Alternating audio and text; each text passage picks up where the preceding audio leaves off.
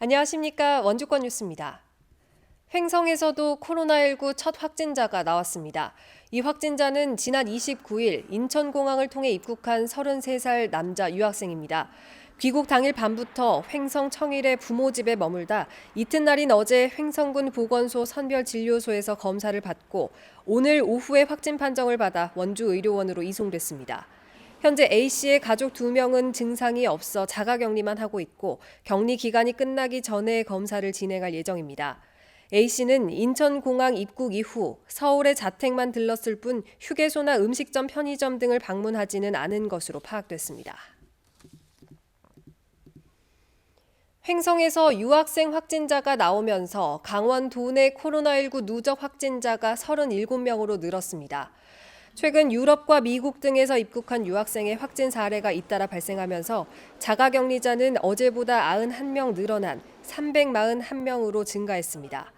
중증 환자였던 원주 16번째 확진자가 어제 퇴원하면서 원주 확진자 17명 가운데 13명이 완치됐고 도내 완치자도 23명으로 늘었습니다. 정부의 재난소득 지원 발표로 생활안정자금 지급을 계획했던 지자체가 고민에 빠졌습니다. 원주시는 강원도에 이어 정부가 소득 하위 70%의 재난소득을 지원하기로 결정하면서 이른바 중복 지원이 적절한지 내부 논의에 들어갔습니다. 이와 함께 정부 지원에 따른 지방비 비율을 부담하고 추가 지원이 가능한지 검토하고 있습니다. 한편 원주시는 지난 25일 긴급 생활안정자금 지원을 결정하고 300억 원의 예산을 투입해 중위소득 이하 가구에 1인당 230만 원을 지급한다는 계획을 밝힌 바 있습니다.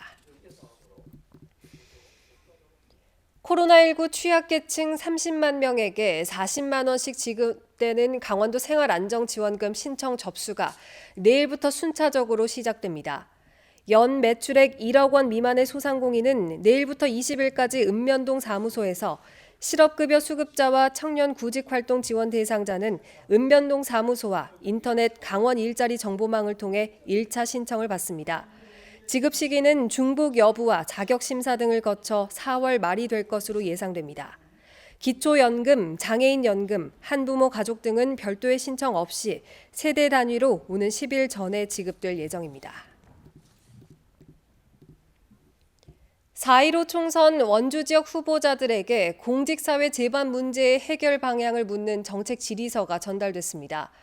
전국 공무원 노동조합 원주시 지부는 오늘 원주갑의 이광재, 박정하, 권성중, 원주을의 송기현, 이강후 모두 5명의 총선 후보에게 정당 정책 질의서를 전달했습니다.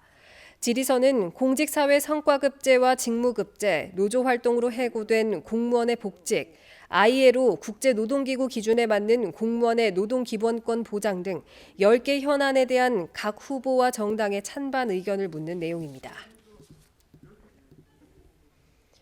원주 갑을에 출마하는 더불어민주당 이광재, 송기현 후보가 공동 공약 발표를 이어갔습니다. 두 후보는 오늘 원주시청에서 미세먼지 대책과 의료 복지를 주제로 5번째 공동 공약을 발표했습니다. 미세먼지와 관련해서는 노인회관과 버스 정류장 등의 미세먼지 프리존 조성을 제안했고 의료복지에 대해서는 심야 시간에 주거단지에 의사가 상주하며 아동과 어르신의 건강을 돌볼 수 있는 동네 주치의를 도입할 것을 제시했습니다. 코로나19 사태로 초, 중, 고등학교 개학이 연기된 가운데 지역 대학들의 온라인 수업 기간도 속속 연장되고 있습니다. 상지대는 오는 6일 대면 수업을 시작하려던 계획을 중단하고 온라인 강의 기한을 2주 연장했습니다. 한라대도 대면 수업 재개 시점을 연기하고 온라인 수업을 일주일 연기했습니다. 연세대 미래캠퍼스는 온라인 수업 연장을 검토하고 있습니다. 한편 일부 대학의 경우 대면 수업이 불가피한 실험, 실기 과목의 경우 학교 당국의 승인 하에 대면 현장 수업을 일부 허용하고 있습니다. 뉴스를 마칩니다. 고맙습니다.